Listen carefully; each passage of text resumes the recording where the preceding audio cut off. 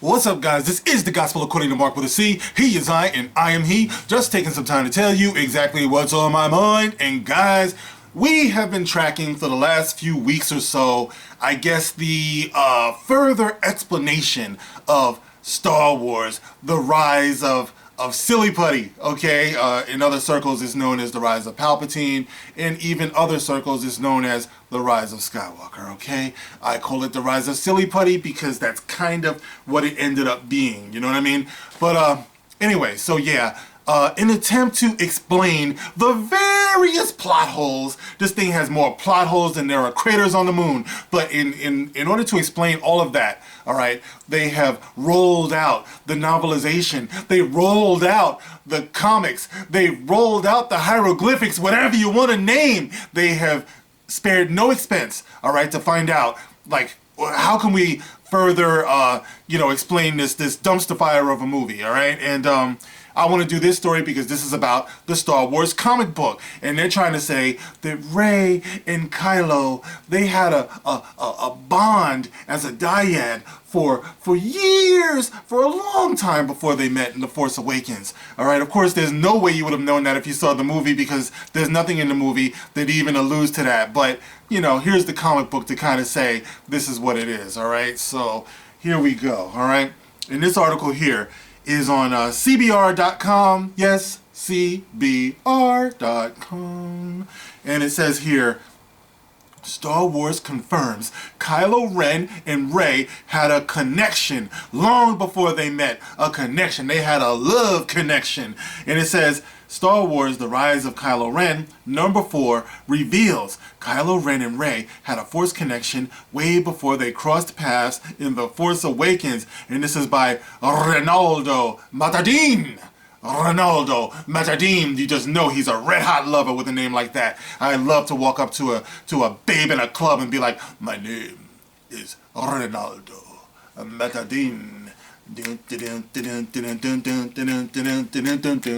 Woohoo! You know what I mean? I will have you. I will have you now. All right. So anyway, here we go.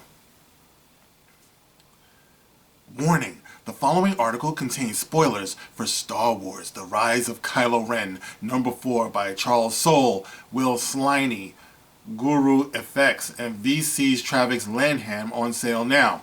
Alright, it says, in the new Star Wars trilogy, one of the most debated topics is the Force dyad, and the overall bond between Kylo Ren and Rey is one of the most controversial aspects of the Star Wars trilogy.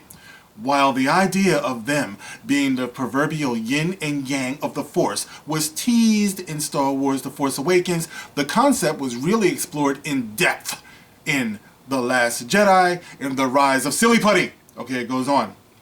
As a pair, Kylo and Rey were always destined to bring balance to the Force, which they ultimately did. Did they though? Did they really? You know, because from what I saw, it seemed that the balance was more in favor of Palpatine by the end of it. The Skywalkers were dead and buried, and they made sure that you knew they were dead and buried because they showed us that very symbolic scene where Rey is burying the lightsabers of Luke and Leia in the sand, alright, of Tatooine. They smashed Darth Vader's helmet. There were no more Skywalkers left. Rey was all that was left, and she has the blood of Palpatine running through her veins. So you tell me how that's balance. I don't understand. That's new balance. I ain't talking about the sneakers. Alright, it says here, alright, as a pair, Kylo and Rey were always destined to bring balance to the Force, which they ultimately did. In the wake of Kylo's redemption and subsequent death, Rey's taking the Skywalker name took on a new meaning as it gave her a way to honor Ben Solo and his family for the rest of her artificial life.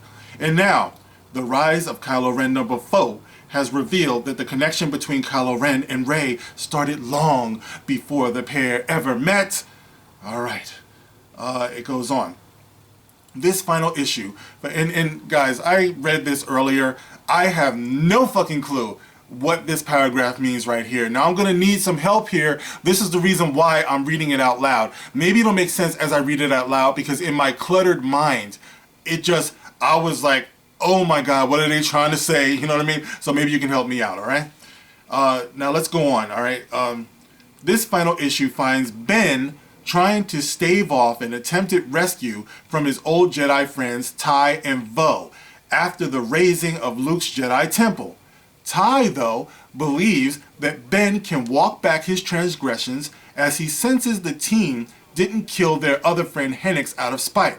He believes that Ben is still redeemable, light, and that the dark side hasn't pulled him fully into the shadow of Ren and his knights. However, seeing Ben backing down infuriates Ren, who snaps Ty's neck instinctively with the Force. Baby, it's me, Bob. Let's read that again. However, Ben backing down infuriates Ren, who snaps Ty's neck instinctively with the Force.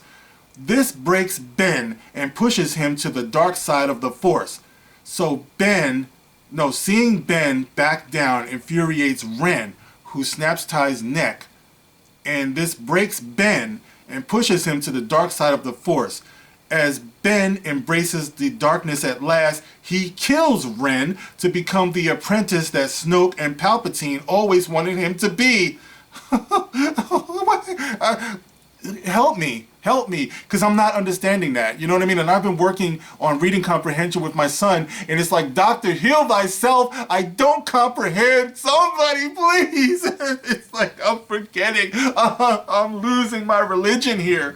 All right, it says, okay, is it me? Is Ben and Ren the same person or no? Ben, the two of us need look no more.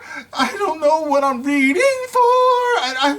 However, seeing Ben backing down infuriates Ren, who snaps Ty's neck instinctively with the Force. This breaks Ben and pushes him to the dark side of the Force. As Ben embraces the darkness at last, he kills Ren to become the apprentice that Snoke and Palpatine always wanted him to be. But just before he murdered Ren using Force lightning and his lightsaber, the fractured psyche and mental strain that Ben placed on the Force sent ripples across the galaxy. Oh man, it gets good from here.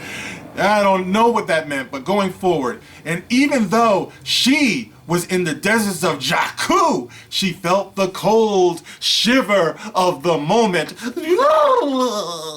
This is Rey now. She's not going on an adventure. Nobody knows who the hell she is, but she's somewhere and she feels the cold shiver from across the galaxy. Okay. In one panel, we can see her in the junk boss on the planet Unkar Plut, seemingly carrying out a scavenger transaction. Rey tells him, "Huh? You feel that? Feels cold."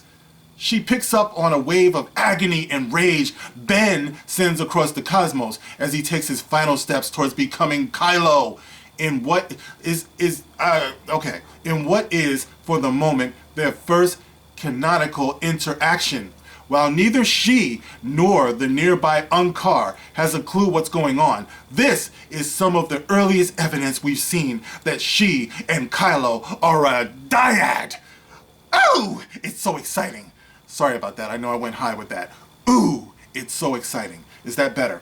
However, they're not the only ones who noticed this massive amount of energy. Leia, Snoke, and an ecstatic Palpatine all feel the rumble and instantly understand what it means. Notice how they leave out Luke. These people, man, they're hopeless. They're consistent though. Leia, Snoke, and an ecstatic Palpatine all feel the rumble and instantly understand what it means. In the moments before her death, Vo feels it before she's killed by the ex-Jedi too. While Ben Solo and Rey might have only spent a few moments together on screen in the rise of in the rise of Silly Putty, the two star-crossed loves had a connection that went far deeper than it might seem at first glance. I was about to say it's so romantic, but no, it's not romantic.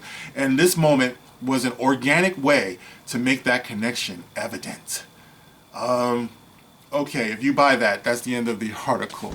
And there you have it, guys. So once again, these crappy pooper scooper shitty ass steaming pile of dung movies have been bailed out by, if not the novelization, then the comic book. Here we have it, guys. It's, you know, all you have to do is just surrender yourself. Surrender yourself to what they're giving you. You know what I mean? Don't ask any questions, because when you ask questions, that's when people rush in and decide they're going to attack you on Twitter for days and days and days. Oh, there must be something wrong with you. You are a deviant. You need to be expelled from society. That's what they say because you point out the plot holes in these movies. If we didn't point out these fucking plot holes in these movies, these people wouldn't be coming trying to explain them, okay?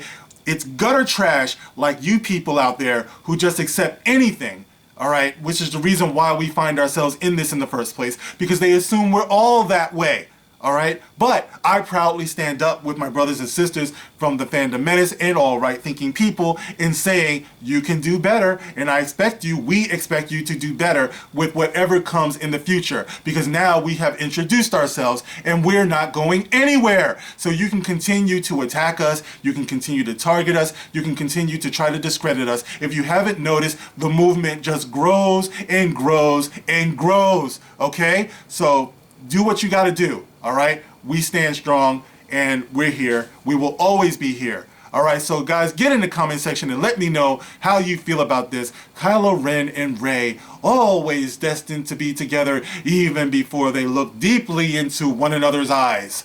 All right, tell me about it, how you feel in the comment section. As always, you can like, share, subscribe, and when you subscribe, of course, you can hit the notification bell and hit all, so you get all notifications for when I'm making these classic, monumentous, historical, incredible videos. Okay, and as always, you can catch me on Twitter. I always leave the link in the comment section. You have but to just click on it and you will be there in my presence on Twitter. I will see you, and there's a PayPal there too if you should feel the need by the Holy Ghost to help me out in my quest to be a better YouTuber. I would appreciate it. All right, guys, well, I will catch you on the next one, and as always, I hope you are well. I'll see you. This is the Gospel According to Mark with a C. Rock on!